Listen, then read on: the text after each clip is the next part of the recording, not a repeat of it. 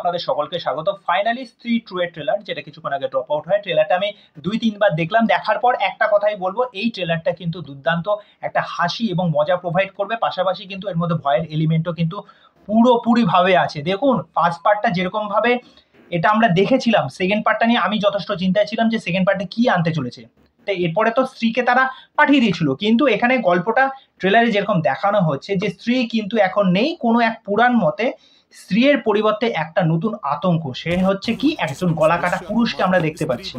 First সিনেই যদি আপনারা দেখতে পান, একটা গলাকাটা মুন্ডু সে গড়িয়ে গড়িয়ে আসছে, তারপর একটা মেয়ে যখন হাতে নিয়ে তাকে সেটা দেখছে, সেই মেয়েটাকে আষ্টে পৃষ্ঠে জড়িয়ে তাকে তুলে নিয়ে জাস্ট বেরিয়ে যাচ্ছে। ওই সিনটা জাস্ট দেখে না গায়ে কাটা দিয়ে উঠছে, ওই সিনটা জাস্ট দুর্দান্ত লেগেছে। এর পরের সিনেই আমরা অভিষেক ব্যানার্জি, পঙ্কজ ত্রিপাঠী এবং রাজকুমার রাওকে একটা সিরিয়াস আলোচনা করতে দেখছি। তখন রাজকুমার রাও জিজ্ঞেস করছে যে গলা কাটা মুন্ডু ব্যক্তিটা কে, জানা আছে? তখন অভিষেক ব্যানার্জি বলে, খুব স্মার্টলি একদম অ্যান্সার দিচ্ছে, গলা কাটা মুন্ডু ব্যক্তিটা হচ্ছে সেই যার মুন্ডু কাটা থাকে। তখন ওই পাশ থেকে পঙ্কজ ত্রিপাঠী বলছে, আরে তোমার যে আইকিউ লেভেল, তোমাকে তো আইএস হওয়ার কথা। পরের সিনে আমরা শ্রদ্ধা কাপুরকে দেখতে পাই এবং শ্রদ্ধা কাপুরকে দেখে রাজকুমার রাওয়ের যে ওই যে এক্সপ্রেশন, ওই যে একদম বেধড়াক একটা যে মনোলগ বলে গেল যে জানো তোমার পেছনে গ্রামের লোকেরা তোমাকে নিয়ে কি চিন্তা ভাবনা করে। এইবার মেন আতঙ্ক হচ্ছে এই গলাকাটা লোকটা মহিলাদের তো তুলে নিয়ে যাচ্ছে, পাশাপাশি গ্রামের যে সমস্ত পুরুষ আছে তাদের সকলকে ক্যাপচার করে নিচ্ছে। এইবার তাহলে সেই জায়গা থেকে তাদেরকে বাঁচাবে কে?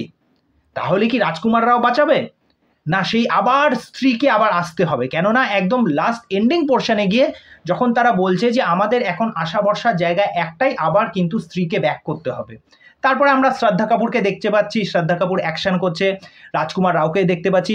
এবং সবচেয়ে বড় বিষয় হচ্ছে এখানে যখন গ্রামের মহিলারা যখন একটা সিনে আরও কিছু কিছু মজার দৃশ্য আছে, যেমন একটা জায়গায় যখন গ্রামের মহিলারা একত্রিত হয়ে যখন রাজকুমার রাওকে বলছে যে এই বিপদ থেকে একমাত্র তুমিই উদ্ধার করতে পারবে, রাজকুমার রাও তখন ওই ভূতের রেফারেন্সটা দিচ্ছে। জানেন উনি কতটা লম্বা? উনি হচ্ছেন অমিতাভ বচ্চনের ওপরে যদি আমির খান দাঁড়ায়, আমি তার কোমর অবধি এসে পৌঁছাবো। এই সিনেমার মেন শো স্টপার হচ্ছে পঙ্কজ ত্রিপাঠী। পঙ্কজ ত্রিপাঠী যখন একটা জায়গায় বলছে, যে কটা ডায়লগ আছে সে কটা তো দুর্দান্ত, পাঞ্চি লাইনগুলো ব্যাপক পঙ্কজ ত্রিপাঠীর মুখে। একটা জায়গায় যখন বলছে পঙ্কজ ত্রিপাঠী খুব নর্মালভাবে, কিন্তু ওটার মধ্যে মজা আছে, যখন বলছে আমি বুঝতে পারছি কেন এই লোকটা সমস্ত গ্রামের লোককে ক্যাপচার করতে চাইছে। ও হচ্ছে ইনফ্লুয়েন্সার, ও নিজের ফলোয়ার্স বাড়াতে চাইছে। তা যাই হোক, মানে আগের স্ত্রীর থেকে এই স্ত্রীর টু গ্র্যান্ডার অনেক বেশি ভালো। লোকেশান যেরকমভাবে এটাকে শ্যুট করা হয়েছে, তারপরে প্রত্যেকটা ক্যারেক্টার, সেটা আপার শক্তি খুরানা হোক, অভিষেক ব্যানার্জি হোক, পঙ্কজ ত্রিপাঠী হোক, রাজকুমার রাও হোক, শ্রদ্ধা কাপুর হোক, প্রত্যেকটা ক্যারেক্টার কিন্তু দারুণ লাগছে। এবং বিজিএমের কাজ খুব ভালো, দু একটা মজার গান আছে। তা পারফরমেন্স ওয়াইজ প্রত্যেকের পারফরমেন্স কিন্তু ভালো লাগছে। তা এই কাজটা দেখার জন্য কিন্তু আমি এক্সাইটেড আছি, যেহেতু এটা হরর কমেডি একটা জনারের সিনেমা। আমি মনে করছি ফার্স্ট পার্টের থেকে এই পার্টটা কিন্তু আরও বেশি মজাদার আর ইন্টারেস্টিং হবে।